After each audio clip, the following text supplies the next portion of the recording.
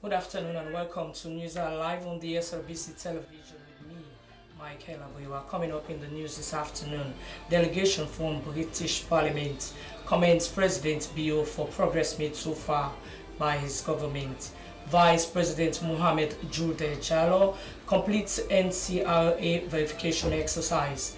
Sierra Leone joins the world to celebrate Ozone Day, and SLBC looks at operations of peripheral health units. All these stories are coming up in the next 30 minutes on my view.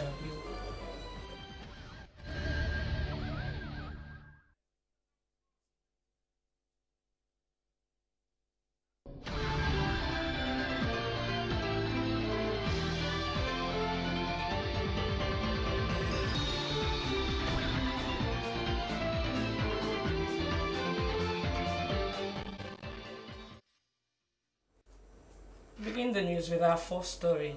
A delegation from the British Parliament has commended President Julius Maada Bio for moves he has taken so far since elected as president. Head of delegation Honorable John Mann said as lawmakers they're impressed with the astute leadership qualities already shown by President Bio. Our State House correspondent Hawa Mosire has more on that story. Mann congratulated President Bio on his victory in an election he described as being democratic and credible, adding that it's shown clear signs of how much the country has developed democratically. Honorable John Mann stated that the British Parliament was delighted with the strengthening of cooperation between the British Parliament and its Sierra Leone counterparts. He said that they are aware of the free quality education, which is a laudable venture, and anticipated that there will be development in other sectors as well. They were delighted about the democratic values of the country and how the two parliaments have cooperated in recognizing the significance of democracy and the close tie between the two countries, he said. Considering history over the last few decades, to move to changes of government peacefully is a sure sign of a growing healthy democracy. We are delighted as well that a partnership is strengthening through the Commonwealth Parliamentary Association between our two parliaments. And we don't come as, it would be pleasurable to come as tourists, but we three parliamentarians are extremely busy, incredibly busy. President Julius Maada Bio thanked the delegation for their visit to the country, adding that the nature of the present parliament was a strange one, but that his government has adapted quickly because of its level of inclusion. President Bio assured them of his determination to work with the opposition for the furtherance of the country, noting that the new government was fully committed to peace, democracy, and inclusive governance. He disclosed that his government inherited a nearly bankrupt economy, which was making the development process very challenging, and that he had to institute tough revenue generation drives, one of which was the single treasury account, which he added has been able to help support government in its priority programs. The business of governance definitely is everybody's business, and we made a pledge, and we have to. It's sometimes difficult, of course, because there is definitely polarity in this country when it comes to politics. But then our burning desire to go forward is stronger than many obstacles that for us in the way. So we have been able, or we are still grappling or trying to see how we can work with the opposition. We have a seasoned Speaker of Parliament. He has a wealth of knowledge, and he's been able to navigate that very difficult terrain. So far, so good. Despite the poor economic climate his administration inherited, they have been able to start major programs through robust revenue generation. As a nation, his government wants to lay a solid foundation that will enable sustainable development, and in doing so, they have figured out education as one of the flagship programs, as they want citizens to be part of the development process, and that is why they are providing free quality education for the kids. Flagship program is actually education. in a country where 3 out of 5 adults cannot read and write, you cannot embark on development. That would be a lip service. So I have said that we should pay serious attention to education. We were once known as the most educated country in West Africa. We inherited that from you, and we again need your support to gain that former glory. The university here was known in Africa. Today it is a mere caricature of what it used to be. President Bio was very tough on addressing democratic accountability and fighting corruption. He said that corruption was very pervasive, depriving the ordinary people of basic amenities. In another development, President Bio received Chief of Staff Air Marshal from the Nigerian military, Siddiq Baba Abubakar, and team at State House. President Bio commended the team for the visit, as Nigeria and Sierra Leone have strong bilateral ties and military cooperation, as most of them were in the country during the civil conflict. Sierra Leone President Bio noted was the base for the Nigerian Air Force, and it is an honor for him to receive them. We have gone a long way. We are now a peaceful country thanks to your contribution, your effort. We've lost a lot of men here, and I will never lose the opportunity to say thank you to Nigeria and your effort. Now that we have peace, we should share in that peace. And to have peace means you have to be ready to make the sacrifices to make sure that there is no war, to make sure that you take care of your people. The team is in Sierra Leone to assess the airways and the ECOWAS logistics depot, as the Nigerian Air Force will also meet with the Ministry of Defense to discuss how to develop the Sierra Leone Air Force that was established in 1994, which was vandalized during the war. SABC TV News Eye in Freetown, Hawamosiri reporting. Vice President Dr. Mohamed Julde Jallow has gone through the verification exercise for civil and public servants that is currently ongoing across the country. The exercise is been undertaken by the National Civil Registration Authority with the aim to clean government payroll. Thomas Neal reports. Exercise, Vice President Dr. Mohamed Julde Jallow thanked the National Civil Registration Authority for the good work, describing the registration exercise as important for the country because it will help greatly to establish facts and figures about government employees. He said this exercise will be critical in updating the voters list and encourage them to be patient as they discharge their duties. Vice President Dr. Mohamed Julde Jallow also indicated that the process is in line with the New Direction Manifesto, which is to strengthen and modernize the civil and public service for effective and efficient service delivery. Sierra Leone is not a country of documentation. It is a country wherein after every voting exercise, people will just lose their card, just to exercise patience with them, so that at least they can also be verified by other means, other verification, other documentation. But above all, I want to thank you for your patience and to encourage you to do your best, because this is a very critical exercise, not only for national registration, but also for electoral purposes. The Director General, National Civil Registration Authority, Mohamed Massakoy, said the exercise, which is mainly for all public workers and people receiving salaries from the Consolidated Fund, is intended primarily to have an updated and accountable payroll system. He said the process is going well so far and called on the general populace to cooperate so that the exercise will be successful. In another engagement, Vice President Dr. Mohamed Julde Jallow visited Tipa Ground, which is in the outskirts of the city. Vice President Dr. Mohamed Julde Jallow, who was there to thank the people of the community who are mainly drivers. He called on the motor drivers and General Transport Union to be law-abiding, respect passengers and drive with care while they discharge their duties. Vice President Dr. Mohamed Julde Jallow reminded them about promises made by the New Direction during their campaign tours, which are the free quality education and creating a conducive environment for business to thrive, amongst others. He stressed that the free quality education is now a reality and parents must take advantage of it, as education is the key to the development of any nation.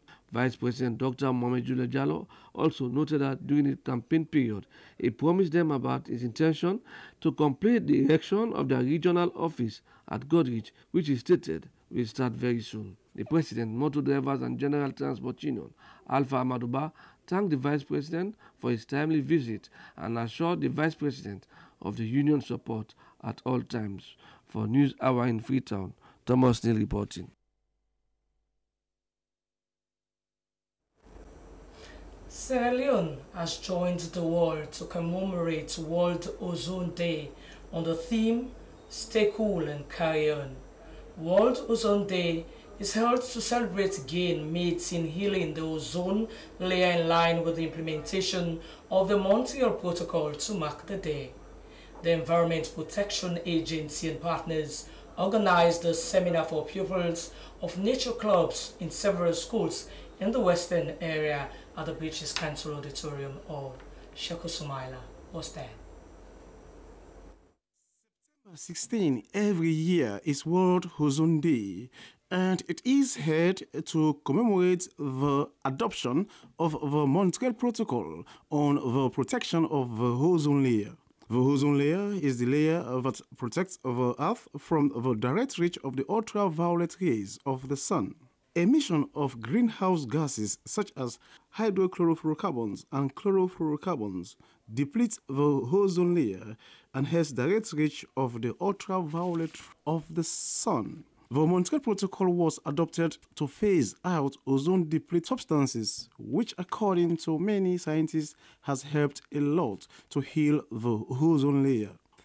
The Deputy Director of the country's Meteorological Department, Peter Parker, said as an agency primarily responsible for weather issues, will continue to work with EPA on environmental issues. He described World Ozone Day celebration as meaningful, as protection of the ozone layer can mitigate the effects of climate change. Country Representative UNIDO, Mariama Soare, said the United Nations will continue to work with EPA on environmental issues. She said, even though emission rate by Sierra Leone is insignificant, but the country is the third most vulnerable to climate change. Amoruba is director of EPA. The protection of the ozone is very important because it affects us, it affects plants, it affects animals.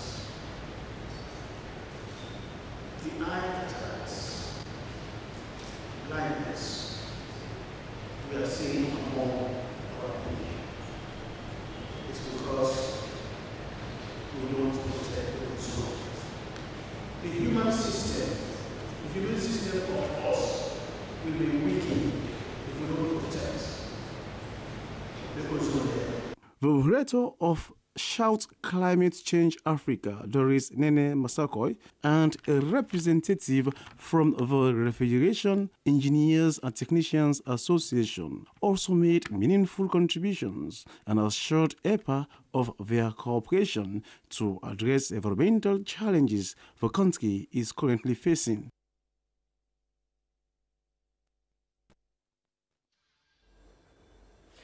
The Minister of Agriculture and Forestry, Joseph Ndanema, and his deputy have briefed journalists and senior staff of the ministry on their recent visits to China, Vietnam, and Brazil. The briefing was held at the ministry's conference room, Year Building in Freetown. Esther Marie Samura was there, and she sent in this report. The press briefing targeted ongoing development at the Ministry of Agriculture, Forestry and Food Security. According to the Minister, Joseph Ndanema, the visit was based on creating an enabling environment for the growth of the agricultural sector in the country. He said that they were taken to different areas and companies where they held several bilateral meetings with investors that will be investing in the area of food security. He maintained that they are more concerned about the rise of prices on food commodities, especially rice, and how to solve it. He gave more details about the companies that have already consented to help Sierra Leone in the area of rice production. So we have a company in the Hainan province of China that is willing and able and capable of coming to invest in 35,000 hectares of rice on an industrial scale, and also who are asking for, you see, life is give and take. He further said that the team will be coming to Sierra Leone to start the work and that 6,923 metric tons of rice is expected to be given to Sierra Leone by the Chinese government. Deputy Minister of Agriculture, Forestry and Food Security, Sam King, also briefed journalists and staff of the ministry about his visit to Vietnam and Brazil, which he said was to review rice production among others. According to him, the main objectives of his ministry is to produce rice, livestock, coffee, cashew, among others, and management. He explains more on the visit. Recommendation. The trip to Vietnam was actually to review and explore opportunities for rice production, opportunities for getting buffer stock of rice, and opportunities for looking at the research environment around rice production, and other opportunities relating to the cashew trade, coffee production, and fish farming. Recommendations were made by the senior staff of the ministry. Esther Marie Samuel reporting for SLBC TV. The International Organization for Migration, IOM, in collaboration with the Office of Diaspora Affairs and the government of Sierra Leone, have held a forum on the agribusiness investment, bringing together key players in enterprise development in the country. The workshop was held at the Radisson Blu Hotel in Freetown. Mayeni Mansari was there. Developing agriculture is one of the key priorities under the new direction in diversifying the economy of Sierra Leone. Thus, the head of mission for the International Organization for Migration, Alhaji Sanusi Tijan Savage, said engaging diaspora, Japanese public officials and private companies, development partners and private investors is to strengthen the health, flood prevention and agriculture sectors in the country through agribusiness. Japanese Ambassador Tsumi Himeno said they see great opportunity for investment, partnership and business between Japan and Sierra Leone. He said 11 different Japanese companies are in the country as they're beginning to make their good intentions for investment in the country. The Minister of Agriculture, Forestry and Food Security, Joseph Ndanema, said President Bio's prioritized agriculture is to be an engine for socio-economic growth in Sierra Leone. His ministry is dedicated to improving the agricultural system as the country is still losing millions of leones in exportation of rice, which is not good for the economy of the country. To make sure that agriculture, that production, the entire value chain is set up in such a way it can be an engine for economic growth. Ms. Ndanema noted that diaspora has a key role to play in unlocking the economy and that women and youth are considered very important by his ministry in reforming the agricultural system in Sierra Leone. The Minister of Trade and Industry, Peter Bayoko Conte, said the forum is timely and goes in line with the mandate of his ministry to develop policies and programs and regulate local and export trade in creating a viable economy and job creation in Sierra Leone. Contributions were made by other government functionaries and business entrepreneurs.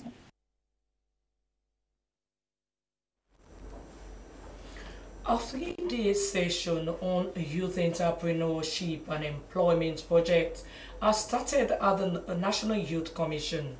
The Youth Entrepreneurship and Employment Project is designed to train over 2,000 young people on entrepreneurship and all the relevant skills.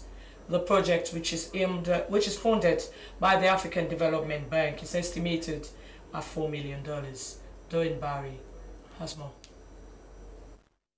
In an effort to create employment opportunities and initiating youth development programs, the Entrepreneurship and Employment Project is designed to build and empower the skills of young people.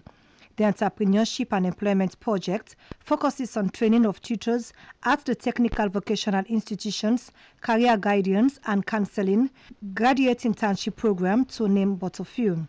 The project is expected to bridge the gaps in youth empowerment and employment. The Minister of Youth Affairs, Mohamed Oman Bangura, said he is optimistic of having a successful project on youth entrepreneurship and employment.